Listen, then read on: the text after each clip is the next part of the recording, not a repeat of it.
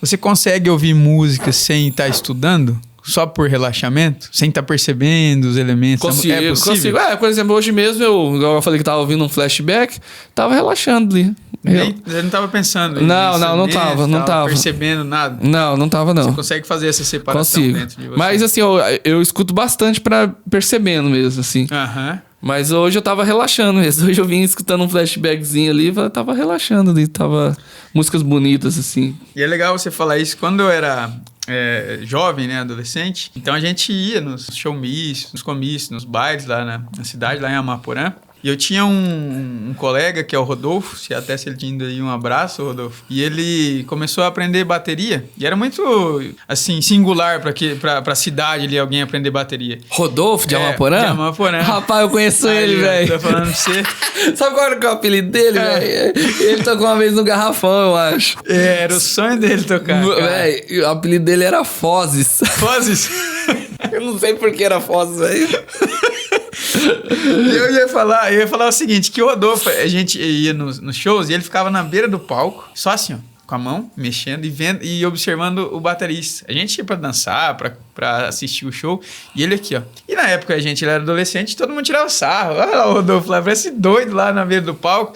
E o cara tava estudando, tava aprendendo, tava, sabe, se conectando. É porque não tem videoaula, não tinha professor, o cara tem que ficar olhando. Era muito... Hoje, assim, é muito claro pra mim. Hoje, com a mentalidade que eu tenho, é muito claro. Mas na época, não. E daí, quando eu comecei a estudar sobre terapia, sobre as coisas que eu trabalho hoje, eu também colocava no meu carro ali videoaula, passava 8 horas às vezes de estrada assistindo videoaula e era assistindo videoaula, palestra, aprendendo, ouvindo áudio, até para dormir. E assim, até hoje eu faço isso e eu faço muito isso. E era muito incomum também pra época. Por isso que eu te perguntei se você consegue hoje ouvir uma música sem estar estudando, porque quando você descobre alguma coisa que você gosta, né? Você quer sempre se tornar melhor e melhor e melhor naquilo, né? Trazer mais elementos naquilo. E assim, você falando, eu lembrei do Rodolfo, também relacionei a mim. Então é muito real isso, né?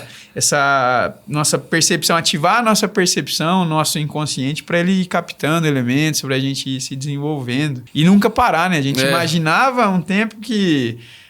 o Maurício é músico já, né? Então, não precisa mais estudar isso. Não para nunca, é constante evolução isso aí. Não para nunca, né? E se você não se atualiza aqui, por exemplo, assim... Eu conheço vários casos, falar da minha área aqui da música, vários músicos que não se atualizaram, que tá acontecendo do momento, e ficaram para trás. Por exemplo, vou dar um exemplo assim pra vocês entenderem melhor. Vamos supor que um baterista que mudou muito as levadas de bateria agora. E o baterista tá com aquelas levadas antigas ainda. Não se atualizou.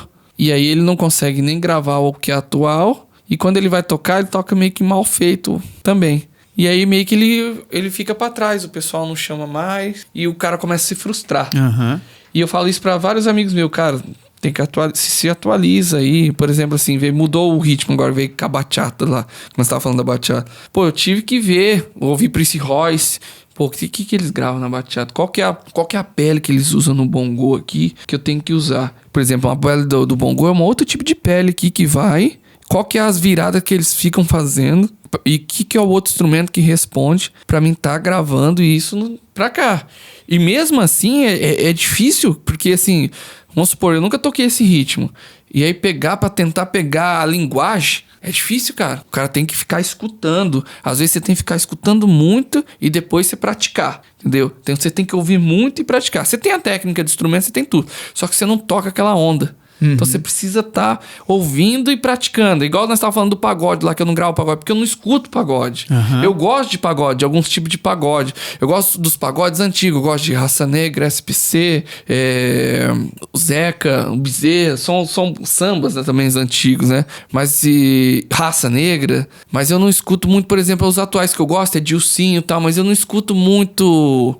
Tem o Sorriso Maroto, essas outras ondas, eu não escuto. Então, eu não sou da área. Então, não dá. Pra mim, pegar na área, eu tenho que pegar. Só que assim, é uma outra vertente tal, que não rola pro segmento que eu tô fazendo aqui, de gravação. Então, por isso, até que é mesmo que eu não vou muito atrás disso. Mas nada impede também de um dia desenvolver isso daí. Mas a gente não pode parar, velho. Porque assim, A música é em constante evolução, vai mudando toda hora, cara. Se você não tá atualizado nas suas tocadas, cara, você vai ficando pra trás, velho. E eu tenho muito medo disso daí na minha vida, de ficar pra trás, cara. E é por isso que você tá sempre aberto a se atualizar. Se atualizar, compro instrumento novo, igual eu comprei agora, falo com os produtores lá, falo, vamos fazer uma onda diferente aqui, tô tentando mudar aqui, mostro umas ondas até pros produtores que eu tô ouvindo, se for produzir alguma coisa, uma ideia aqui e tal. Eu tenho temas meus, tenho 2 temas que foram premiados aqui no FEMUP, aqui da cidade, que é música instrumental que eu fiz, composições minhas. Esse ano eu escrevi uma outra também. Misturei um ritmo da Colômbia, que parece uma vaneira paulista, mas é uma cúmbia colombiana. Aí eu utilizei os instrumentos conga, as carras que eu gravei, fiz uma mistura de tudo ali, cara. Muito legal mesmo. Então, assim, tentando sempre evoluir, né?